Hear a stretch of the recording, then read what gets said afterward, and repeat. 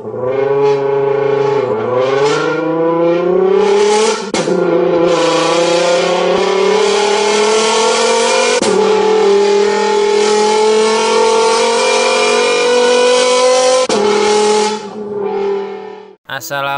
warahmatullahi wabarakatuh. Selamat pagi, semoga sehat selalu. Hari ini kita akan membahas tentang pemeliharaan sasis dan pemindah tenaga kendaraan ringan. Pada pertemuan pertama hari ini kita akan membahas tentang KD 3.15, yaitu mendiagnosis kerusakan kopling.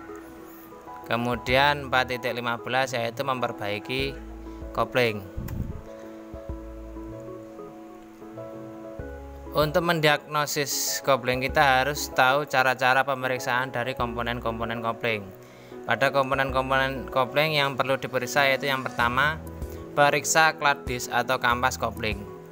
Untuk kampas kopling di sini diperlukan pemeriksaan pada ketebalan kampas, yaitu dengan mengukur sisi tepi dari kampas dan kedalaman rivet atau keling plat kopling. Untuk spesifikasi kedalaman minimum yaitu 0,3 mm. Terus pemeriksaan yang kedua yaitu klat cover.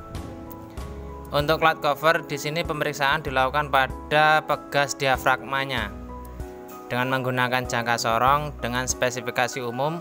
Untuk kedalaman kausan yaitu 0,5 mm. Kemudian lebar kausan yaitu 6,0 mm. Pemeriksaan yang selanjutnya yaitu pemeriksaan pada release bearing. Pemeriksaan pada release bearing, periksa apakah release bearing kopling bisa bergerak dengan lembut tanpa terasa terhambat atau bunyi yang tidak normal dengan memutar bagian depan dan bergeser dari release bearing kopling. Pemeriksaan bisa dilakukan atau dilihat sesuai dengan gambar, yaitu diputar kemudian didorong maju mundur, kemudian diperiksa ke bagian kanan atau kiri apakah terjadi kekocakan atau tidak. Materi yang selanjutnya yaitu troubleshooting sistem kopling. Troubleshooting sistem kopling itu dilakukan pada sistem kopling yang mengalami beberapa gangguan diantaranya yang pertama yaitu kopling sulit untuk oper gigi. Saat perpindahan gigi transmisi, pengemudi terkadang mengalami kesulitan.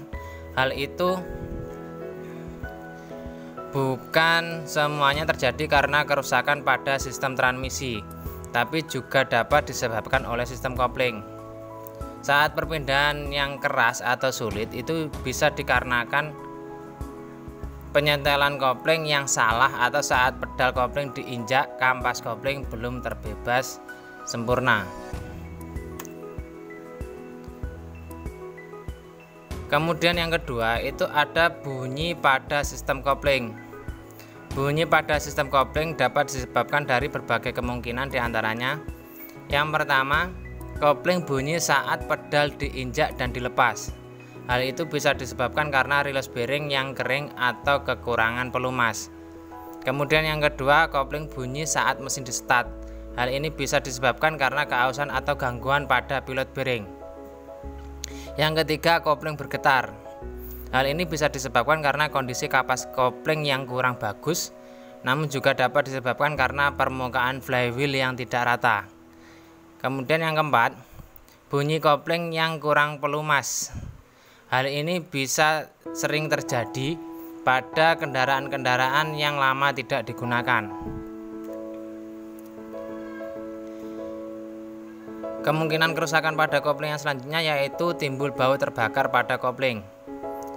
Bau terbakar pada kopling dapat terjadi saat pedal kopling terlalu sering diinjak separuh atau tidak diinjak sepenuhnya, sehingga kampas kopling tidak terbebas sepenuhnya. Terus kemudian kerusakan yang selanjutnya adalah loss power. Saat putaran mesin tinggi, tetapi tenaga yang disalurkan ke transmisi atau roda seperti berkurang atau hilang. Hal itu bukan hanya disebabkan adanya gangguan pada mesin, namun juga dapat disebabkan oleh kampas kopling yang sudah aus atau halus. sehingga tenaga yang diteruskan dari mesin ke transmisi itu berkurang.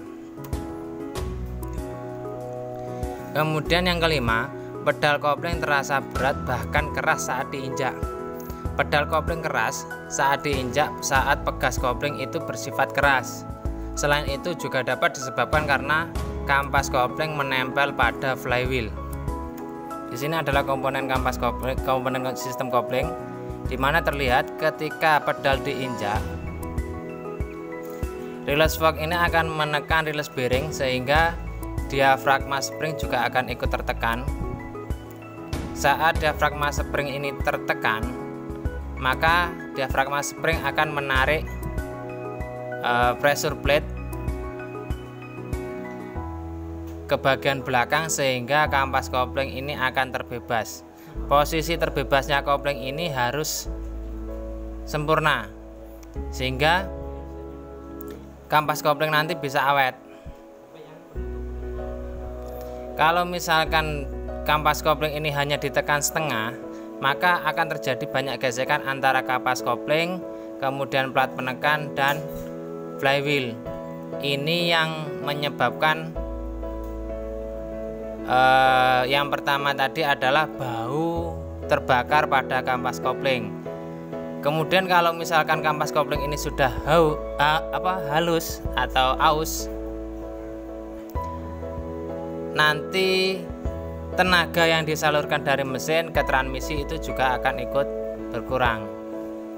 Terus tadi ada juga suara-suara yang ditimbulkan dari release bearing. Release bearing ini adalah sebuah bantalan yang di dalamnya itu harus memiliki pelumas. Kalau misalkan itu kering, maka release bearing ini akan menimbulkan suara atau bunyi. Demikianlah materi yang kita bahas hari ini. Semoga materi ini dapat dipahami. Selalu jaga kesehatan. Sekian dan terima kasih.